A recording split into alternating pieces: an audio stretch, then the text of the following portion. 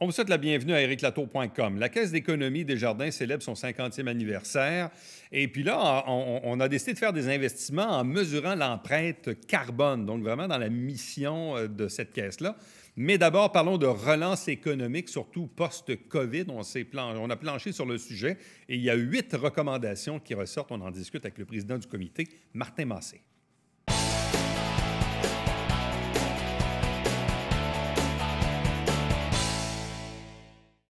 Bon, on le sait, ça va faire bientôt un an qu'on vit tous cette fameuse pandémie et ses impacts, principalement, oui, sur l'économie.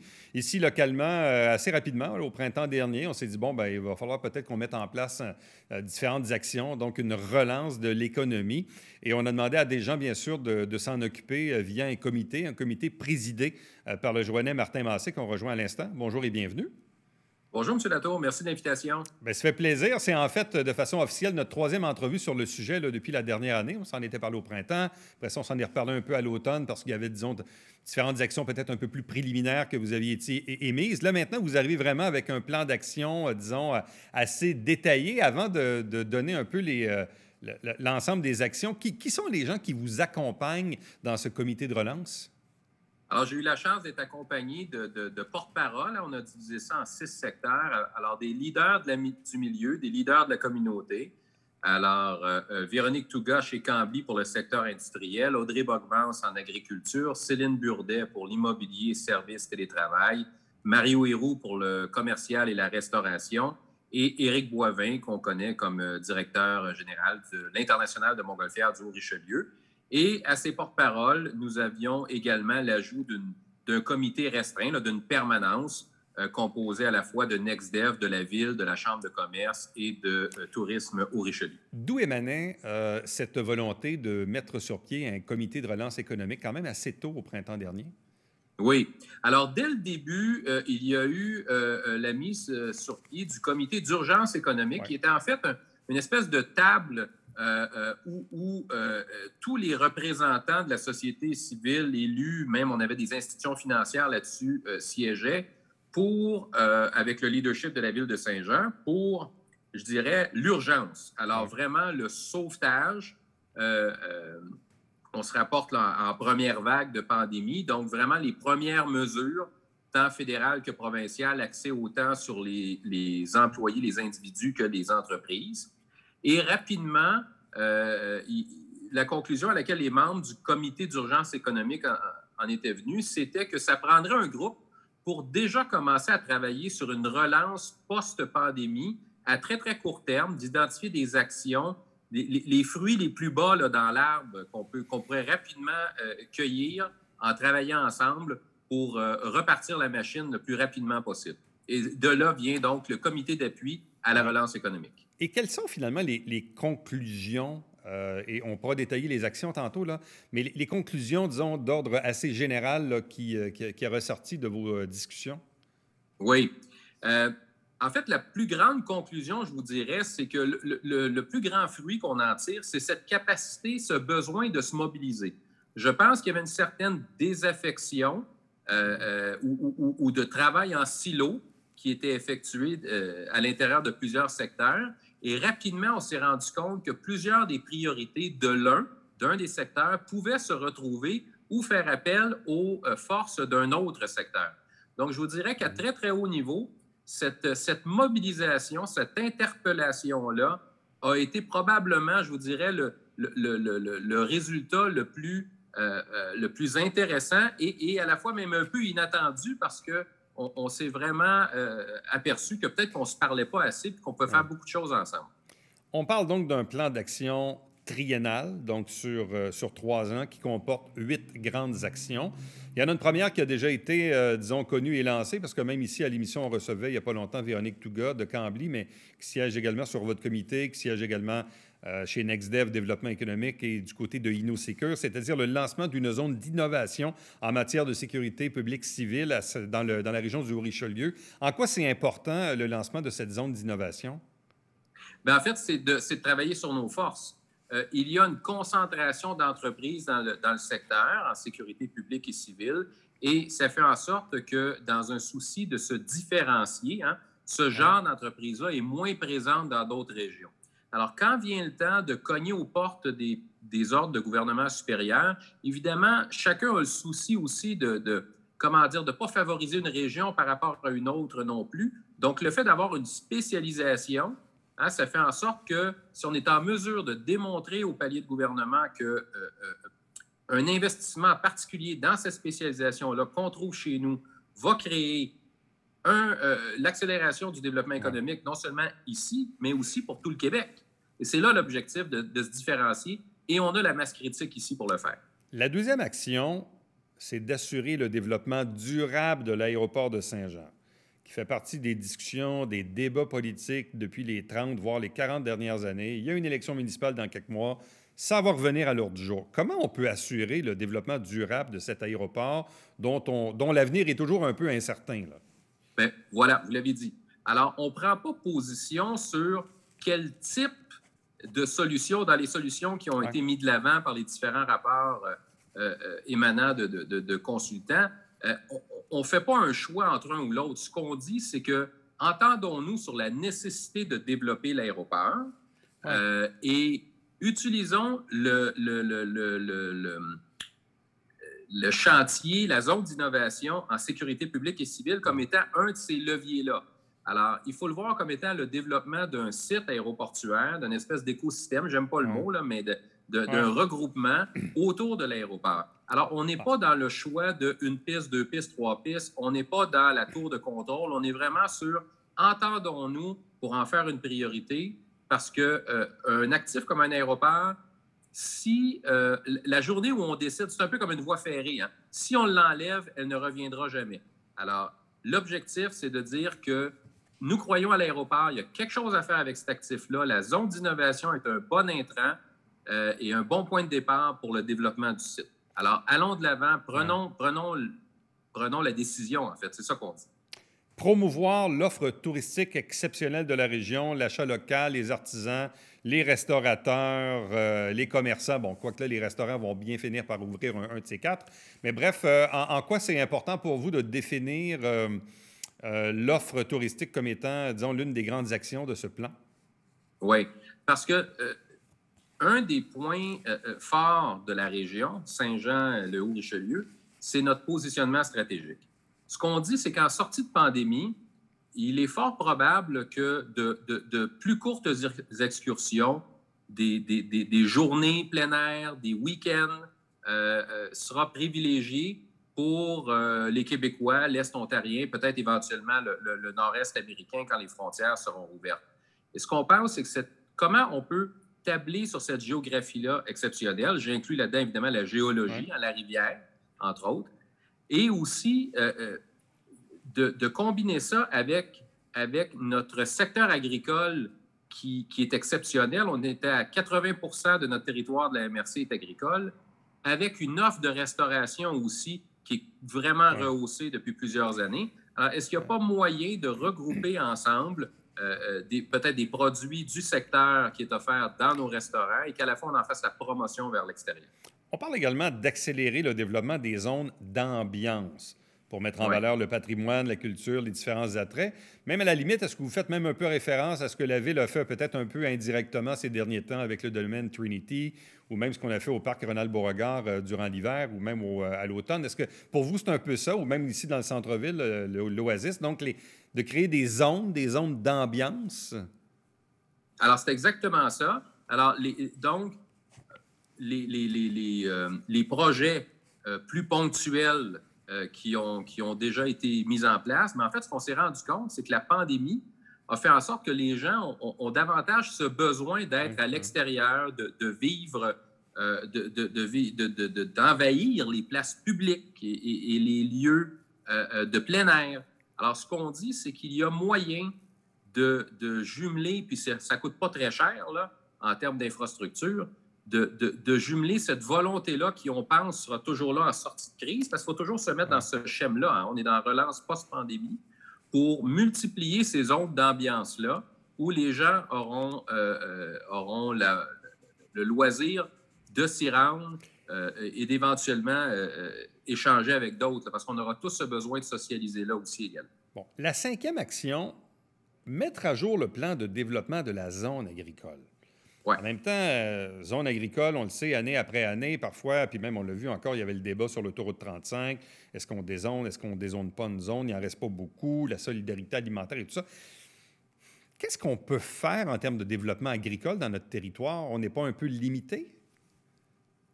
En fait, ce qu'on dit, c'est qu'ayons le portrait le plus juste possible parce que, justement, il y a beaucoup de choses qui se disent.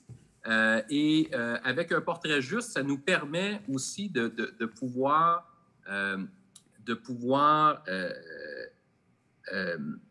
faire des choix, mettre l'emphase sur certains secteurs, certaines cultures, de procéder à du remembrement si besoin est, et donc d'avoir un portrait juste qui permet de rehausser notre secteur agricole. On sait que ça sera en demande, hein, la volonté d'avoir davantage d'aliments qui viennent, qu'on peut retracer, qui viennent près de chez nous, hein, qui sont proches de notre table. On veut raccourcir le transport des aliments le plus possible. Alors, commençons par un portrait juste et ensuite faisons-en un secteur encore plus fort de la région. L'autre action, puis je vais quand même lire la ligne parce que ça dit tout. S'assurer que les décisions d'investissement en infrastructure soient d'abord prises en fonction de leur capacité à accélérer le développement économique et améliorer notre qualité de vie. C'est quoi? On veut contrer l'étalement urbain ou de l'autre part, s'assurer que si on développe intelligemment? C'est un peu ça? Bien, c'est un peu ça. Alors, essentiellement, ça prend une meilleure coordination avec les projets privés ou publics, là, autres que les projets de la ville, je dirais, qui sont dans les cartons, et les besoins en investissement de la ville ou de la MRC. Parce que ce qu'on sait, c'est que les besoins sont toujours infinis, mais les fonds ne le sont pas. Donc, s'assurer de la coordination entre, en fait, je vous dirais, à deux projets égaux, investissons dans celui où on sait qu'il y aura un développement qui vient qui vient par-dessus, par exemple, s'il s'agit d'une infrastructure souterraine, de façon à pouvoir, évidemment, accélérer le développement économique. C'est ça l'objectif. Là-dedans, je tiens à dire, ça inclut aussi la requalification de sites existants. Alors, pourquoi, entre une décision d'investir en anglais, on dit un greenfield, alors un nouvel investissement dans un lieu qui est encore en friche, versus donner un incitatif à ce qu'il y ait une requalification d'un lieu qui est déjà servi par les infrastructures. Alors dans le calcul, là, il faut en tenir compte. Également, simplifier et accélérer l'analyse et le traitement des dossiers économiques. Même des fois, on l'entend ici, là. J'appelle mon député dit non, appelle chez NextDev. Non, il faut que tu appelles à la MRC. Non, ça, c'est la ville de Saint-Jean. Des fois, pour les gens qui travaillent là-dedans, dans le monde économique, le guichet unique, on ne l'a pas trop, là. Écoutez, sur le guichet unique, je vous dirais qu'un des objectifs, justement, du plan d'action, c'est d'asseoir à la même table dans un comité de suivi ensuite, justement, ces organismes-là, donc NextDev et la Ville et la Chambre de commerce, tourisme, entre autres. Alors, on espère que c'est un des extraits, justement, du plan. L'objectif de cette action, c'est vraiment de s'assurer qu'on prenne la main, justement, de l'entrepreneur, du commerçant, pour lui dire comment faire cheminer son dossier. Et dans une optique toujours post-pandémie, on a toujours la même anecdote qui nous vient en tête, là. Une demande pour une terrasse cet été, là, je vous dis, faites-la maintenant. Et il faut que l'administration soit assez agile pour que la terrasse soit accordée, bâtie, ouverte pour l'arrivée du beau temps et non pas pour le retour à l'école. Alors, il faut avoir de la souplesse et de l'agilité dans un contexte post-pandémie. La dernière grande action, travailler avec les gouvernements pour s'assurer d'avoir un accès optimal au marché et pour bénéficier des programmes de soutien et de leviers financiers. Est-ce qu'on sous-entend là-dedans que des fois, la région passe à côté peut-être de programmes de subvention qui pourraient nous être utiles? Je vous dirais que la région n'est pas nécessairement très, très affirmée, très présente auprès des gouvernements. Je pense qu'il y a beaucoup une question de coordination aussi. Alors, il faut que ce soit très, très clair qui est responsable de véhiculer l'information, d'être la courroie de transmission entre les paliers de gouvernement et les entreprises et la région. Mais effectivement, je fais ce constat-là que que le Haut-Richelieu est un peu méconnu. C'est un peu aussi notre situation un peu paradoxale où on n'est pas dans la CMM, mais on n'est pas non plus vraiment une région au sens, par exemple, comme les cantons de l'Est. Alors, on est à la fois un chef-lieu et aussi une banlieue jusqu'à un certain point dans certains secteurs de la ville. Martin Massé, merci infiniment, puis bonne chance pour la suite. On a bien hâte de voir ça en application. Merci beaucoup, M. Latour. Ça a été un plaisir. Je remercie les gens qui ont travaillé avec moi. Merci. Reste avec nous, puisqu'au retour, on vous parle d'investissement et de mesures d'empreinte carbone.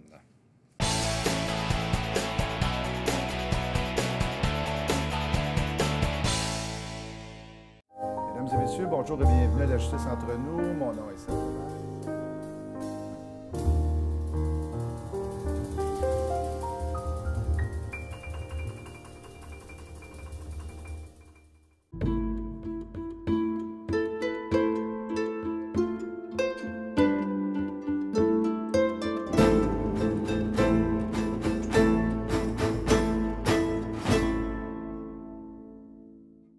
Salut, ici Alexandre Baudouin. Et François Trépanier. François, une émission qui va venir nous chercher droit au cœur. Absolument. En deuxième partie avec Dino Massanotti et en première partie, l'informateur Joannis à Macédoine Sportive. On l'aime aussi, lui. Ah oui, William Julier. Manquez pas ça.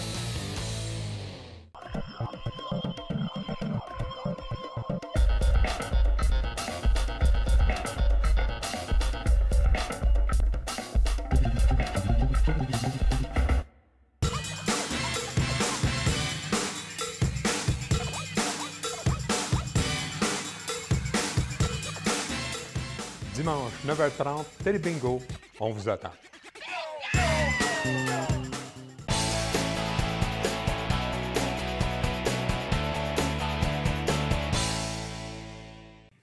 Alors qu'on célèbre en ce moment le 50e anniversaire de la Caisse d'économie solidaire Desjardins, vous savez qu'ici même, dans la région de Saint-Jean-sur-Richelieu, on a cette caisse d'économie.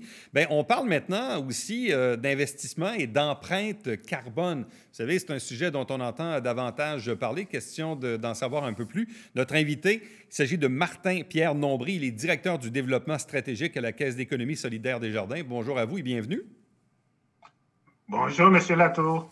Expliquez-nous tout d'abord, parce que même je regarde ici dans la région de Saint-Jean-sur-Richelieu, bon, il y a la Caisse Desjardins du Richelieu, mais il y a aussi la Caisse d'économie, qu'on appelait même autrefois, nous, je pense, c'était Caisse d'économie Honoré Mercier de mémoire. Bref, c'est quoi la différence entre la Caisse Desjardins tout court et la Caisse d'économie Desjardins solidaire? OK. La Caisse d'économie solidaire, c'est une caisse qui s'est spécialisée. Donc, notre spécialité, c'est de financer surtout des entreprises d'économie sociale. Et pour pouvoir financer ces entreprises d'économie sociale, nos membres, que nous on appelle des membres engagés, vont déposer leurs sous chez nous pour que ça puisse financer ces organisations donc, qui sont locales, qui sont dans le logement social, dans l'alimentation, dans l'éducation, etc. Donc, c'est ça la spécificité. Donc, on récupère nos membres déposent leurs sous pour que ça puisse produire quelque chose de façon locale, mais surtout dans l'économie sociale. Donc, c'est vraiment la mission qui est un peu différente ou, disons, très segmentée, si on veut. Oui, c'est ça. Donc, voilà pourquoi je parle de spécificité économie sociale et aussi quand on parle d'investissement responsable, donc nos membres qui déposent leurs sous chez nous veulent que ce soit dans un milieu qui ne produise pas des effets de serre, mais aussi qui puisse financer donc, des actions sociales. Mais ça, c'est vraiment une première parce qu'on dit dans le fond que c'est vraiment la première institution bancaire en Amérique du Nord à mesurer son empreinte carbone. Comment est arrivé, disons, dans votre ordre de priorité de dire, ben nous, il fallait qu'on priorise et qu'on mesure cette empreinte-là à l'égard même de nos propres investissements? Bon, il faut dire que c'est, comme je le disais tantôt, c'est dans notre ADN de vouloir donc nous assurer que nos actions dans le milieu soient en conformité donc avec le développement durable. Ça, c'est la première chose. Et à partir de 2018 aussi, nos membres, on s'est réunis en Assemblée générale et nous avons décidé d'avoir donc une politique de développement durable.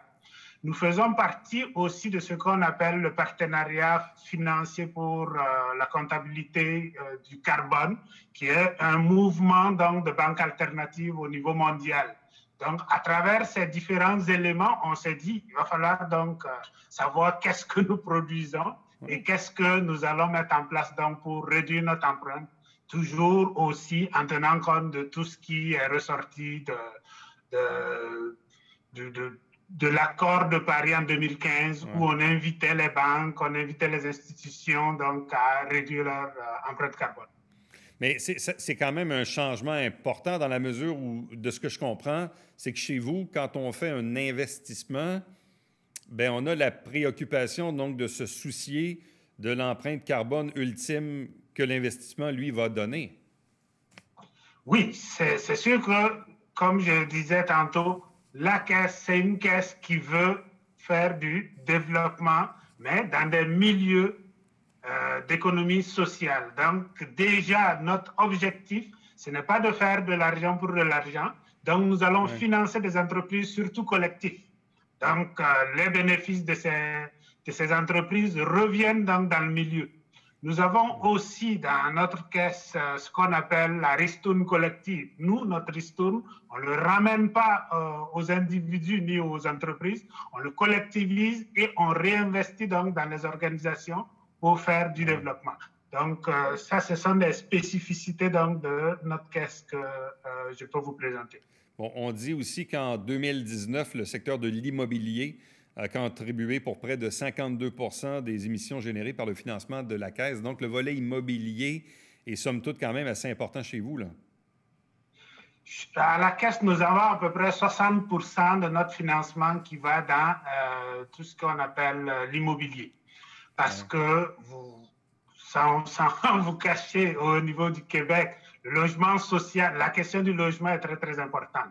Tout ce qui est logement social pour permettre aux gens d'avoir un logement décent, nous permettre de travailler avec les coopératives d'habitation, mais aussi avec des OBNL donc en habitation. Donc, ce volet est très important pour nous et voilà pourquoi, quand tu finances dans ce secteur, ça va représenter la portion où on a la plus grande émission donc, en gaz carbonique. Bon, là, je comprends évidemment que c'est la pandémie puis qu'il y a beaucoup de télétravail, mais disons que aussi la Caisse a toujours eu comme souci de rembourser les frais de déplacement de ses propres employés, à tout le moins à l'égard du transport collectif. Bon, là, c'est le télétravail, mais ça reste quand même que ça a quand même un petit impact, là. Donc, c'est une autre contribution. Oui, le rôle de la Caisse et sa mission, comme je le disais tantôt, c'est de travailler sur des projets sociaux, mais des projets environnementaux. Donc, il faut montrer l'exemple. Et à l'interne donc, de la Caisse, nous avons mis en place des politiques pour réduire donc, notre empreinte par rapport au transport. Et c'est ça qui nous a amené donc, à proposer à nos employés de payer le coût du transport en commun. Bien, ça fait une différence, même si toutes les entreprises le faisaient, de dire à ses employés, si tu viens au bureau en transport en commun, je te paie ton déplacement, mais si tu viens avec ta bagnole, je ne te paie pas ton déplacement. Donc, déjà là, c'est d'encourager l'utilisation du transport collectif, là. Et nous allons aller plus loin, malgré le fait que tout le monde parle de télétravail, etc. Nous, on a déjà pris une décision. Si on retourne au bureau, ça va être du flexi-travail. Donc, les gens viendront 2-3 fois. On va partager les espaces, ce qui réduit aussi notre empreinte. Et nous allons permettre aux gens de faire une partie du travail chez eux, une partie au bureau. Bon. Parlez-nous également du Fonds de transition socio-écologique. Qu'est-ce que c'est? Comme je disais, nous avons une politique en développement durable. À l'intérieur donc, de cette politique, on a voté en Assemblée générale en 2019 donc, un fonds de transition écologique. Le fonds sera doté de 250 000 $ sur 3 ans. On part modestement pour le moment. Et ça permettra à nos entreprises, donc, dans un premier temps, de pouvoir financer des activités qui vont avoir de l'impact sur le développement durable, mais surtout de permettre à plusieurs de mesurer aussi de faire leur bilan carbone. Donc, quand tu mesures, tu sais qu'est-ce que tu produis, ça te donne aussi l'occasion d'identifier les actions à poser. et de pouvoir les mesurer d'année en année. Donc, c'est les deux aspects que nous allons encourager auprès de nos membres. Et ça viendra aussi concrétiser nos actions en termes de développement durable. Oui, parce que quand on crée de nouveaux investissements, on repart à zéro, puis c'est facile de faire le calcul. Par contre, quelqu'un qui veut peut-être s'améliorer, il faut qu'il ait une photo de ce qu'il est en ce moment ou de ce qu'il produit. Puis ultimement, bien, des fois, il faut l'aider puis l'accompagner pour qu'il puisse s'améliorer. Sans ça, la transition n'est pas possible. C'est ça. Donc, dans un premier temps, nous, on a ces deux volets-là. Le premier, comme je le dis, on va permettre à ceux qui ont des actions de les mettre en place, mais nous allons aussi permettre à ceux qui veulent faire ce premier bilan de pouvoir le faire pour savoir d'où ils partent et qu'est-ce qu'ils peuvent mettre en place donc, pour améliorer leur bilan écologique. Là, d'ailleurs, de ce que je comprends, donc les membres chez vous sont invités à soumettre leur projet entre le 1er mars et le 26 août. À l'égard du fameux fonds de transition en question. Donc il y a moyen de s'inscrire pour pouvoir, évidemment, peut-être bénéficier du fonds, là. C'est ça. Nous allons mettre sur notre site sous peu toutes les informations possibles pour leur permettre donc d'aller postuler pour ce fonds-là. Oui. Et qui sait, on verra dans l'avenir si les autres institutions bancaires emboîtent le pas. Mais bref, ça prend toujours des précurseurs, disons, des premiers pour changer un peu la chose. Mais bref, c'est quand même... un volet intéressant qui est développé chez vous, là. Oui, nous, comme je le disais dès le début, on essaye de faire en sorte que nos actions, notre vision coïncident. Donc, les babines suivent les bottines, comme on dit ici. Tout à fait. Donc, c'est ce que nous essayons de faire. Mais une fois qu'on l'a fait, on ne veut pas juste de faire la caisse. On souhaiterait que les autres emboîtent le pas et que le mouvement permette donc effectivement de réduire notre empreinte aujourd'hui donc au Québec. Bien, bravo. Donc, la Caisse d'économie solidaire des Jardins, dont on en a une ici même à Saint-Jean-sur-Richelieu, célèbre donc cette année son 50e anniversaire, puis on en profite donc pour être la première institution bancaire en Amérique du Nord à mesurer son empreinte carbone. Bien, merci beaucoup à vous et bonne chance pour la suite. Merci beaucoup, M. Latour. Merci. Restez avec nous. Au retour, le mot de la fin.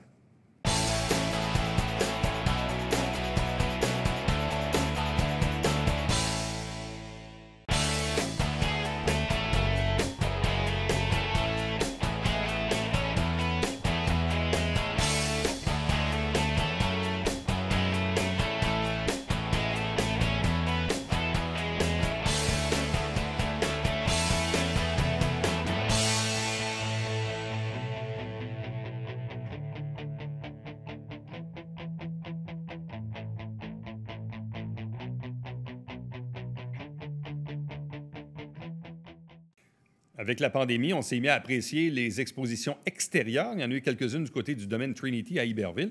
Et puis là, il y a une nouvelle exposition dans un collectif. Ça s'appelle « Dans la caverne de Platon » et ça sera bien sûr en vigueur jusqu'au 25 avril. Donc, allez faire un tour. Ça vaut vraiment la peine. Ça fait des belles photos, des beaux selfies aussi. À demain.